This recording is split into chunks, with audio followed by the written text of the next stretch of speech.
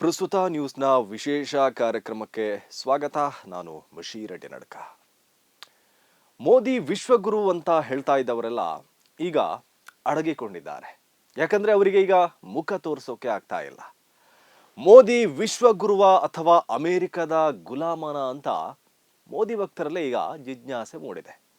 ತಮ್ಮ ನೆಚ್ಚಿನ ನಾಯಕ ತನ್ನ ಫ್ರೆಂಡ್ ಆಗಿರುವ ಟ್ರಂಪ್ ಮುಂದೆ ಮಂಡಿಯುವುದನ್ನು ಕಂಡು ಮೋದಿ ಭಕ್ತರೇ ನಾಚಿಕೆ ಪಡ್ಕೊಂಡಿದ್ದಾರೆ. ಭಕ್ತರ ಪಾಲಿನ ವಿಶ್ವನಾಯಕ ಅಮೆರಿಕದ ಟ್ರಂಪ್ ಅವರ ಗುಲಾಮನ ಥರ ವರ್ತಿಸ್ತಾ ಇರೋದು ಸ್ವತಃ ಮೋದಿ ಭಕ್ತರಿಗೆ ಅರ್ಗಿಸ್ಕೊಳ್ಳೋಕೆ ಆಗ್ತಾ ಇಲ್ಲ. ಅವರಿಗೆ ಈಗ ಮೋದಿಯವರನ್ನ ಸಮರ್ಥನೆ ಮಾಡೋಕ್ಕೂ ಆಗ್ತಾ ಇಲ್ಲ, ಅವರಿಗೆ ನುಂಗೋಕ್ಕೂ ಆಗದೆ ಉಗುಳೋಕ್ಕೂ ಆಗದೆ ಒದ್ದಾಡುವ ಸ್ಥಿತಿ ಬಂದಿದೆ. ಪ್ರಬಲ ನಾಯಕ, ಗಟ್ಟಿ ನಾಯಕ, ಇನ್ನೇನೋ ವಿಶೇಷಣಗಳಿತ್ತಲ್ಲ, ಮೋದಿ ಸಾಹೇಬರಿಗೆ ಅದೆಲ್ಲವೂ ಈಗ ಮಣ್ಣು ಪಾಲಾಗಿದೆ. ಮೋದಿಯವರೀಗ ಪುಕ್ಕಲ ಪ್ರಧಾನಿ ಎಂಬ ಟೀಕೆಗೆ ಗುರಿಯಾಗ್ತಾ ಇದ್ದಾರೆ. 10 ವರ್ಷಗಳ ಹಿಂದೆ ಯಾರು ಗಟ್ಟಿ ನಾಯಕ ಎಂದು ಪ್ರಚಾರ ಪಡೆದು ಅಧಿಕಾರಕ್ಕೇರಿದ್ರು, ಅದೇ ನಾಯಕ ಇವತ್ತು ಪುಕ್ಕಲ ಗುಲಾಮ ಅಂತ ಕರೆಸಿಕೊಳ್ಳುವ ಸ್ಥಿತಿಗೆ ಬಂದು ತಲುಪಿದ್ದಾರೆ. ಮೋದಿ ಅಮೆರಿಕದ ಗುಲಾಮ ಅಂತ ಟೀಕೆಗಳು ವ್ಯಕ್ತವಾಗ್ತಾ ಇದೆ. ಮೋದಿ ಟ್ರಂಪ್ ಗುಲಾಮ ಅಂತ ಮಲ್ಲಿಕಾರ್ಜುನ ಖರ್ಗೆ ನೇರವಾಗಿ ಹೇಳಿದ್ದಾರೆ. ನರೇಂದ್ರ ಮೋದಿ ಸರೆಂಡರ್ ಮೋದಿ ಅಂತ ರಾಹುಲ್ ಗಾಂಧಿ ಹೇಳಿದ್ದಕ್ಕೂ ಮೋದಿಯವರು ನಡೆದುಕೊಳ್ತಾ ಇರುವುದಕ್ಕೂ ಒಂದಕ್ಕೊಂದು ತಾಳೆ ಆಗ್ತಾ ಇದೆ. ಈಗ ಮೋದಿಯವರು ಟ್ರಂಪ್ ಗುಲಾಮ ಅಂತ ಅನ್ಸೋದು ಯಾಕಂದ್ರೆ ಕಳೆದ 1 ವರ್ಷದಿಂದ ಮೇಲಿಂದ ಮೇಲೆ ಟ್ರಂಪ್ ಭಾರತಕ್ಕೆ ಅಪಮಾನ ಮಾಡ್ತಾ ಬಂದಿದ್ದಾರೆ. ಆದರೂ ನಮ್ಮ ವಿಶ್ವಗುರು ಆ ಬಗ್ಗೆ ತುಟಿ ಬಿಚ್ಚೇ ಇಲ್ಲ. ಇಂಡಿಯಾ ಪಾಕಿಸ್ತಾನ ವಾರ್ ನಿಲ್ಲಿಸಿದ್ದು ನಾನೇ ಅಂತ ಟ್ರಂಪ್ ಹೇಳಿದಾಗ್ಲೂ ನಮ್ಮ ಸಾಹೇಬರು ಸೈಲೆಂಟ್. ಭಾರತ ಮತ್ತು ಪಾಕನ್ನ ಹೆದರಿಸಿ ವಾರ್ ಸ್ಟಾಪ್ ಮಾಡಿಸಿದೆ ಎಂದಾಗ್ಲೂ ವಿಶ್ವಗುರು ಮೌನ. 100ಕ್ಕೂ ಅಧಿಕ ಸಲ ಅದನ್ನ ರಿಪೀಟ್ ಮಾಡಿದಾಗ್ಲೂ ಮೋದಿಜಿ ಬಾಯಿ ತೆರೆಯಲಿಲ್ಲ.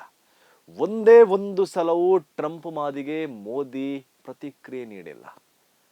ಅಮೆರಿಕದಲ್ಲಿದ್ದ ಭಾರತೀಯರಿಗೆ ಕೈಕೋಳ ಹಾಕಿ ಗಡೀಪಾರು ಮಾಡಿದಾಗ, ಭಾರತೀಯರನ್ನ ಕುರಿಗಳ ತರ ವಿಮಾನದಲ್ಲಿ ತುಂಬಿಸಿ ಕಳಿಸಿದಾಗ್ಲೂ ಮೋದಿಯವರು ಚಕಾರ ಎತ್ತಲಿಲ್ಲ. ಭಾರತದ ಮೇಲೆ ಡಬಲ್ ಟ್ಯಾಕ್ಸ್ ಹಾಕಿದಾಗ್ಲೂ ಮೋದಿಯವರು ಬಾಯಿಗೆ ಗಮ್ ಹಾಕಿ ಕೂತಿದ್ರು. ಈಗ ಮಧ್ಯಪ್ರಾಚ್ಯದಲ್ಲಿ ಯುದ್ಧ ನಡೆಯುವಾಗ ಭಾರತದ ವಿದೇಶಾಂಗ ನೀತಿಗೆ ವಿರುದ್ಧವಾಗಿ ಸಾಮ್ರಾಜ್ಯಶಾಹಿ ಮತ್ತು ವಸಾಹತುಶಾಹಿಗಳನ್ನ ಖುಷಿಪಡಿಸೋಕೆ ಮೋದಿಯವರು ನಿಂತಂತೆ ಕಾಣ್ತಾ ಇದ್ದಾರೆ. ಈ ಯುದ್ಧದ ಮಧ್ಯೆ ಈಗ ಹೊಸದಾಗಿ ಅಮೆರಿಕದವರು ಭಾರತವನ್ನ ಅಪಮಾನ ಮಾಡಿದ್ರು, ಮೋದಿಯವರು ಬಾಯಿನೇ ತೆರೀತಾ ಇಲ್ಲ. ರಷ್ಯಾದಿಂದ ತೈಲ ಖರೀದಿಸಲು ಭಾರತಕ್ಕೆ ನಾವು ಅನುಮತಿ ಕೊಟ್ಟಿದ್ದೇವೆ ಅಂತ ಅಮೆರಿಕ ಹೇಳಿದ್ರೆ ಈ ಮಹಾತ್ಮ ಸೈಲೆಂಟ್ ಆಗಿದ್ದಾರೆ. ಭಾರತಕ್ಕೆ ಅನುಮತಿ ಕೊಡಲು ಅಮೆರಿಕ ಯಾವ ಊರ ದಂಡ ನಾಯಕರಿ? ಭಾರತಕ್ಕೆ ಎಲ್ಲಿಂದ ಲಾಭವಾಗುತ್ತೋ ಅಲ್ಲಿಂದ ತೈಲ ಖರೀದಿ ಮಾಡುತ್ತೆ.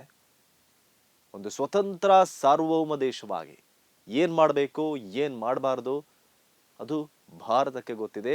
ಭಾರತಕ್ಕೆ ತನ್ನದೇ ಆದ ಹಕ್ಕು ಅವಕಾಶಗಳಿದೆ. ಅದರ ಮೇಲೆ ಸವಾರಿ ಮಾಡಲು ಯಾರಿಗೂ ಅಧಿಕಾರ ಇಲ್ಲ.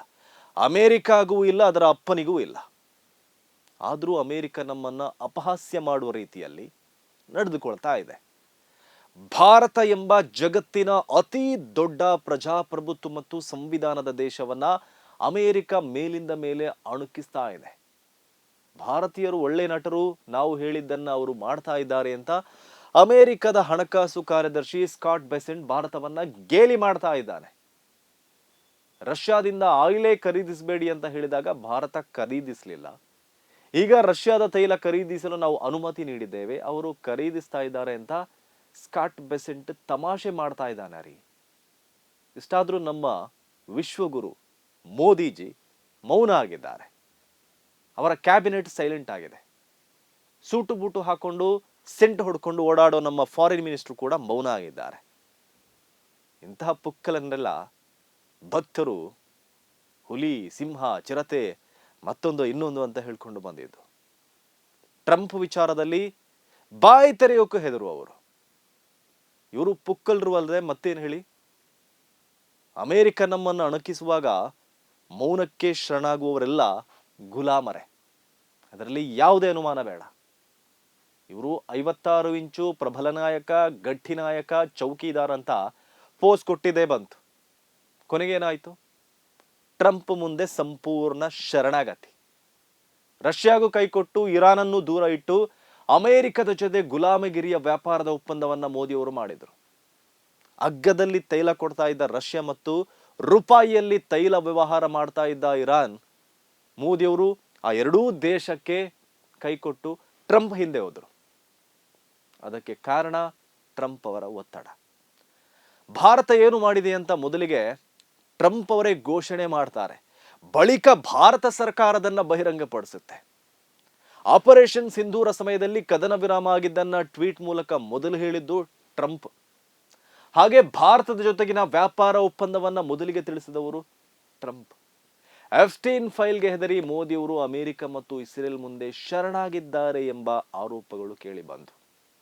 ಮಧ್ಯಪ್ರಾಚ್ಯದ ಯುದ್ಧದ ವಿಚಾರದಲ್ಲೂ ಮೋದಿಯವರ ನಡೆಗಳನ್ನು ನೋಡಿದರೆ ಅಲ್ಲೂ ಅವರು ಟ್ರಂಪ್ಗೆ ಹೆದರಿದಂತೆ ಕಾಣ್ತಾರೆ. ಯುದ್ಧ ಆರಂಭವಾದ ಮೇಲೆ ಮೋದಿಯವರು ನೆತನ್ಯಾಹುವಿಗೆ ಕರೆ ಮಾಡಿ ಮಾತಾಡ್ತಾರೆ. ಇಸ್ರೇಲ್ ಮೇಲೆ ನಡೆದ ದಾಳಿಯನ್ನ ಖಂಡಿಸ್ತಾರೆ. ಹಾಗೆ ಅರಬ್ ದೇಶಗಳ ನಾಯಕರ ಜೊತೆಗೂ ಮೋದಿಯವರು ಫೋನ್ ಮೂಲಕ ಸಂಭಾಷಣೆ ಮಾಡ್ತಾರಂತೆ. ಅವರ ಮೇಲೆ ನಡೆದ ದಾಳಿಗಳನ್ನ ಖಂಡಿಸ್ತಾರೆ. ಆದರೆ ಮೋದಿಯವರು ಇರಾನಿನ ಆಡಳಿತಗಾರರಿಗೆ ಕರೆ ಮಾಡಲ್ಲ. ಭಾರತದ ಮಿತ್ರನಾಗಿದ್ದ ಇರಾನಿನ ಪರಮೋಚ್ಚ ನಾಯಕನನ್ನ ಇಸ್ರೇಲ್ ಅಮೆರಿಕ ಕೊಂದು ಹಾಕಿದ್ರು, ಅದನ್ನ ಮೋದಿಯವರು ಖಂಡಿಸಿಲ್ಲ. ಖಮೇನಿ ಹತ್ಯೆಗೆ ಒಂದು ಸಂತಾಪ ಸೂಚಿಸಲು ಇವರು 1 ವಾರ ಸಮಯ ತೆಗೆದುಕೊಂಡ್ರು. ಅಂದ್ರೆ ಇವರು ಯಾರಿಗೆ ಹೆದರಿದ್ದಾರೆ ಅಂತ ನಮಗೆ ಗೊತ್ತಾಗ್ತಾ ಇಲ್ಲ. ಅದು ಬಿಡಿ, ಇರಾನಿನ ಪ್ರೈಮರಿ ಶಾಲೆಗೆ ಇಸ್ರೇಲಿನವರು ಬಾಂಬ್ ಹಾಕಿ 160ಕ್ಕೂ ಅಧಿಕ ಪುಟಾಣಿ ಮಕ್ಕಳನ್ನ ಕೊಂದು ಹಾಕಿದಾಗ್ಲೂ ಅದನ್ನ ಖಂಡಿಸುವ ಧೈರ್ಯವನ್ನ ಮೋದಿಯವರು ತೋರಿಸಿಲ್ಲ. ಟ್ರಂಪ್ ಭಯಕ್ಕೆ ಮೋದಿಯವರು ಹೀಗೆ ನಡೆದುಕೊಂಡಿದ್ದಾರೆ ಅಂತ ಚರ್ಚೆಗಳು ನಡೀತಾ ಇದೆ. ಇಸ್ರೇಲ್ ಮತ್ತು ಅರಬ್ ನಾಯಕರಿಗೆ ಕರೆ ಮಾಡುವ ಮೋದಿಯವರು ಇರಾನನ್ನ ಅವಾಯ್ಡ್ ಮಾಡ್ತಾರೆ ಅಂದ್ರೆ ಅದರ ಅರ್ಥ ಏನ್ರಿ? ಅಮೆರಿಕವನ್ನ ಖುಷಿಪಡಿಸೋದೇ ಅಲ್ವಾ? ಸ್ವತಂತ್ರ ಭಾರತದ ಇತಿಹಾಸದಲ್ಲಿ ವಿದೇಶದ ಹಸ್ತಕ್ಷೇಪಕ್ಕೆ ತಲೆಬಾಗಿದ ಏಕೈಕ ಪ್ರಧಾನಿ ಅಂದ್ರೆ ಅದು ನರೇಂದ್ರ ಮೋದಿ ಇರಬೇಕು. ಅಮೆರಿಕ ರಷ್ಯಾದ ಕೋಲ್ಡ್ ವಾರ್ ಸಮಯದಲ್ಲಿ ಅಂದಿನ ಪ್ರಧಾನಿ ನೆಹರು ಅವರು ಅಮೆರಿಕದ ಒತ್ತಡಕ್ಕೆ ಮಣಿಲಿಲ್ಲ. ಅವರು ರಷ್ಯಾಗೆ ಹತ್ತಿರವಾಗಿದ್ರು. 1971ರಲ್ಲಿ ಇಂದಿರಾ ಗಾಂಧಿಗೆ ಅಮೆರಿಕ ಬೆದರಿಸಿದಾಗ, ಯುದ್ಧ ನೌಕೆಯನ್ನ ತಂದಾಗ ಮೇಡಮ್ ಗಾಂಧಿ ಕ್ಯಾರೆ ಮಾಡಲಿಲ್ಲ ರೀ. ಅಣುಬಾಂಬ್ ಪರೀಕ್ಷೆ ವೇಳೆ ಅಮೆರಿಕದ ಒತ್ತಡಕ್ಕೆ ವಾಜಪೇಯಿ ಕೂಡ ಸೊಪ್ಪು ಹಾಕಿರಲಿಲ್ಲ. ಆದರೆ ಟ್ರಂಪ್ ಮುಂದೆ ಮೋದಿಯವರು ಯಾಕೆ ಈ ರೀತಿ ಮಾಡ್ತಾ ಇದ್ದಾರೋ ಗೊತ್ತಿಲ್ಲ, ಯಾಕೆ ಈ ರೀತಿ ಶರಣಾಗಿದ್ದಾರೋ ಗೊತ್ತಿಲ್ಲ. ಎಫ್ಸ್ಟೈನ್ ಫೈಲ್ ಕಾರಣಕ್ಕೆ ಮೋದಿಯವರು ಅಮೆರಿಕಕ್ಕೆ ತಲೆಬಾಗಿದ್ದಾರೆ ಅಂತ ಆರೋಪ ಮಾಡುವವರಿದ್ದಾರೆ. ಎಫ್ಸ್ಟೈನ್ ಫೈಲ್ಸ್ ಕಾರಣಕ್ಕೇನೆ ಮೋದಿಯವರು ಇತ್ತೀಚೆಗೆ ಇಸ್ರೇಲ್ ಭೇಟಿಗೆ ಹೋದ್ರು ಅಂತ ಟೀಕಿಸುವವರು ಇದ್ದಾರೆ. ಮಧ್ಯಪ್ರಾಚ್ಯದ ಯುದ್ಧದ ಹೊಸ್ತಿಲಲ್ಲಿ ಇಸ್ರೇಲ್ಗೆ ಭೇಟಿ ನೀಡಿ ಅವರಿಗೆ ಬೆಂಬಲ ಕೊಟ್ಟರಲ್ಲ ಮೋದಿ, ಭಾರತದ ಆಪ್ತ ಮಿತ್ರ ಇರಾನಿಗೆ ವಿರುದ್ಧವಾಗಿ ಇಸ್ರೇಲ್ ಜೊತೆ ಕಾಣಿಸಿಕೊಳ್ಳಲು ಅದೇ ಎಫ್ಸ್ಟೈನ್ ಫೈಲ್ ಕಾರಣ ಅಂತ ಹೇಳುವವರಿದ್ದಾರೆ. ಮೋದಿ ಮೇಲಿನ ಈ ಟೀಕೆಗಳಲ್ಲಿ, ಆರೋಪಗಳಲ್ಲಿ, ದೂಷಣೆಗಳಲ್ಲಿ ಹುರುಳಿಲ್ಲ ಅಂತ ಹೇಳೋಕೆ ಆಗಲ್ಲ. ಇವರ ಇತ್ತೀಚಿನ ನಡೆಗಳನ್ನು ನೋಡುವಾಗ ಅದೇ ಸತ್ಯ ಆಗಿರಬಹುದು ಅಂತಾನು ಅನಿಸುತ್ತೆ. ಮಧ್ಯಪ್ರಾಚ್ಯದ ಯುದ್ಧದ ವಿಚಾರವಾಗಿ ಭಾರತದ ಸ್ಟ್ಯಾಂಡೇ ಕ್ಲಿಯರ್ ಇಲ್ಲ ರೀ.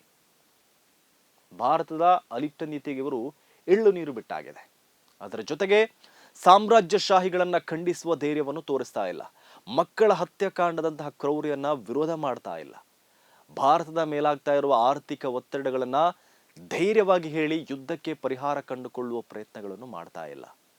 ನಿಮ್ಮ ಯುದ್ಧದಿಂದ ನಮಗೆ ತೊಂದರೆ ಆಗ್ತಿದೆ ಅಂತ ಬಾಯ್ಬಿಟ್ಟು ಹೇಳೋಕು ಇವರಿಗೆ ಯಾಕೆ ಹೆದರಿಕೆನು ಅಂತಾನು ಗೊತ್ತಾಗ್ತಾ ಇಲ್ಲ. ಈ ಮೋದಿ ಕಾಲದಲ್ಲಿ ನಮ್ಮ ವಿದೇಶಾಂಗ ನೀತಿ ಹೇಗೆ ಹಳ್ಳ ಹಿಡಿಯುತ್ತಿದೆ ಅಂದ್ರೆ, ನಾವು ಒಂದೊಂದೇ ಮಿತ್ರರನ್ನ ಕಳೆದುಕೊಳ್ತಾ ಇದ್ದೇವೆ. ದಕ್ಷಿಣ ಏಷ್ಯಾದಲ್ಲಿ ನಮಗೆ ಈ ಹಿಂದೆ ವೈರಿ ಅಂತ ಇದ್ದಿದ್ದು ಪಾಕಿಸ್ತಾನ ಮಾತ್ರ. ಅದು ಬಿಟ್ರೆ ಚೀನಾದ ಗಡಿಕ್ಯಾತ ಇತ್ತು. ಉಳಿದಂತೆ ಸುತ್ತಮುತ್ತಲಿನ ದೇಶಗಳು ನಮ್ಮ ಜೊತೆ ಚೆನ್ನಾಗಿದ್ರು, ನಮ್ಮ ಆಪ್ತ ಮಿತ್ರರಾಗಿದ್ರು. ಆದರೆ ಮೋದಿ ಕಾಲದಲ್ಲಿ ಅವೆಲ್ಲ ದೇಶಗಳು ನಮ್ಮ ಹತ್ರ ವೈರತ್ವ ಬೆಳೆಸ್ಕೊಂಡಿದೆ. ಬಾಂಗ್ಲಾದೇಶ, ನೇಪಾಳ, ಮಾಲ್ಡೀವ್ಸ್, ಶ್ರೀಲಂಕಾ ಎಲ್ಲ ದೇಶಗಳು ಕೂಡ ನಮ್ಮ ಜೊತೆ ಮುನಿಸ್ಕೊಂಡಿದೆ. ಆ ಎಲ್ಲ ದೇಶಗಳಲ್ಲಿ ಭಾರತದ ವಿರೋಧಿ ನಾಯಕರೇ ಅಧಿಕಾರದಲ್ಲಿರೋದು. ಈಗ ಇರಾನ್ ಕೂಡ ನಮ್ಮ ಜೊತೆ ಮುನಿಸುವ ಸಾಧ್ಯತೆ ಇದೆ.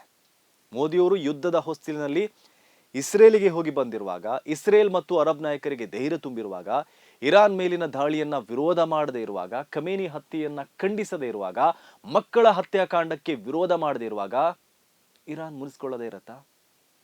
ಭಾರತದ ಜೊತೆಗೆ ಉತ್ತಮ ಸಂಬಂಧ ಇಟ್ಕೊಂಡಿದ್ದ ಇರಾನ್, ಭಾರತಕ್ಕೆ ರೂಪಾಯಿಯಲ್ಲಿ ತೈಲ ಕೊಡ್ತಾ ಇದ್ದ ಇರಾನ್. ಅದು ಭಾರತ ಇರಾನ್ ಸಂಬಂಧ ಇವತ್ತಿನದಲ್ಲ, ಅದು ಪರ್ಷಿಯಾ ಸಿಂಧೂ ಕಾಲದ ಸಂಬಂಧ. ಸಾವಿರಾರು ವರ್ಷಗಳಿಂದ ಭಾರತ ಮತ್ತು ಇರಾನ್ ಗಾಢವಾದ ಸಂಬಂಧ ಹೊಂದಿತ್ತು. ಅದು ಪರ್ಷಿಯಾ ಆಗಿದ್ದಾಗಲೂ ಇತ್ತು, ಈಗ ಇರಾನ್ ಆಗಿರುವಾಗಲೂ ಇದೆ. ಅದು ಪಾರ್ಸಿ ದೇಶದವರು ಇದ್ದಾಗಲೂ ಇತ್ತು, ಈಗ ಮುಸ್ಲಿಮರು ಇರುವಾಗಲೂ ಇದೆ. ಅದು ಎರಡು ದೇಶಗಳ ಸಂಬಂಧವೇ ಹೊರತು ಅಲ್ಲಿ ಧರ್ಮ, ಜಾತಿ, ಪಂಥ ಯಾವುದೂ ಇಲ್ಲ. ಆದರೆ ಈಗ ಇರಾನ್ ಇಸ್ಲಾಮಿಕ್ ದೇಶ ಎಂಬ ಏಕೈಕ ಕಾರಣಕ್ಕೆ ಇಲ್ಲಿರುವ ಧರ್ಮದ್ವೇಷಿಗಳು ಇರಾನನ್ನ ದ್ವೇಷ ಮಾಡ್ತಾ ಇದ್ದಾರೆ. ಅದಕ್ಕೆ ತಕ್ಕಂತೆ ಭಾರತದ ಪ್ರಭುತ್ವ ಕೂಡ ನಡೆದುಕೊಳ್ತಾ ಇದೆ. ಅದರಿಂದ ಇರಾನ್ ಕೂಡ ನಮ್ಮಿಂದ ದೂರವಾಗುವ ಚಾನ್ಸ್ ಇದೆ. ಇರಾನ್ ಈ ಜಗತ್ತಿನ ಸೂಕ್ಷ್ಮ ದೇಶ. ಆ ಇರಾನ್ ನಮ್ಮ ಜೊತೆ ಮುನಿಸ್ಕೊಂಡ್ರೆ ನಮಗೆ ತುಂಬಾ ಲಾಸ್ ಇದೆ. ನಿಮ್ಗೆ ಗೊತ್ತಲ್ಲ, ಇರಾನ್ ಹಾರ್ಮೋಜ್ ಜಲಸಂಧಿ ಬಂದ್ ಮಾಡಿದ್ದಕ್ಕೆ ಭಾರತ ಹೇಗೆ ಸಂಕಷ್ಟ ಅನುಭವಿಸ್ತಾ ಇದೆ ಅಂತ. ಇಡೀ ಇಂಡಿಯಾದಲ್ಲಿ ಗ್ಯಾಸ್ ಸಿಲಿಂಡರ್ ಸಮಸ್ಯೆ ಆಗಿದೆ. ಭಾರತ ಹೀಗೆ ಕಷ್ಟ ಅನುಭವಿಸಬಾರ್ದು ಅಂದ್ರೆ ನಮಗೆ ಇರಾನ್ ಜೊತೆ ಉತ್ತಮ ಸಂಬಂಧ ಅಗತ್ಯ ಇದೆ. ಒಟ್ಟಿನಲ್ಲಿ ಮೋದಿಯವರು ಅಮೆರಿಕ ಮತ್ತು ಟ್ರಂಪ್ ಅವರ ಕೈಗೊಂಬೆ ತರ ಆಗಿರೋದು ಜಗತ್ತಿನ ಮುಂದೆ ಬಿಂಬಿತ ಆಗಿದೆ. ಅವರು ಸಾಮ್ರಾಜ್ಯಶಾಹಿ ಶಕ್ತಿಗಳಿಗೆ ಹೆದರಿರುವ ತರ ಕಾಣ್ತಾ ಇದ್ದಾರೆ. ಹೀಗಾಗಿ ಮೋದಿ ಭಾರತ ಕಂಡ ಅತಿ ದುರ್ಬಲ ಪ್ರಧಾನಿ ಅಂತಾನೂ ಹೇಳ್ಬೋದು. ಈ ಗೋಧಿ ಮೀಡಿಯಾಗಳು, ಕುರುಡು ಭಕ್ತರು ಏನೇ ಪ್ಯಾಚ್ ಮಾಡೋಕೆ ನೋಡಿದ್ರು ಮೋದಿ ಈಗ ದುರ್ಬಲ ಪ್ರಧಾನಿಯಾಗಿ ಕಾಣ್ತಾ ಇದ್ದಾರೆ. ಸೋ ಕಾಲ್ಡ್ ವಿಶ್ವಗುರು ಈಗ ಗುಲಾಮ ಅಂತ ಕರೆಸ್ಕೊಳ್ತಾ ಇದ್ದಾರೆ. ಇದು ಇವತ್ತಿನ ಪ್ರಸ್ತುತ ನ್ಯೂಸ್ ವಿಶೇಷ. ಸುದ್ದಿಗಳ ವಸ್ತುನಿಷ್ಠ ವಿಶ್ಲೇಷಣೆಗಾಗಿ ನೋಡ್ತಾ ಇರಿ ಪ್ರಸ್ತುತ ನ್ಯೂಸ್.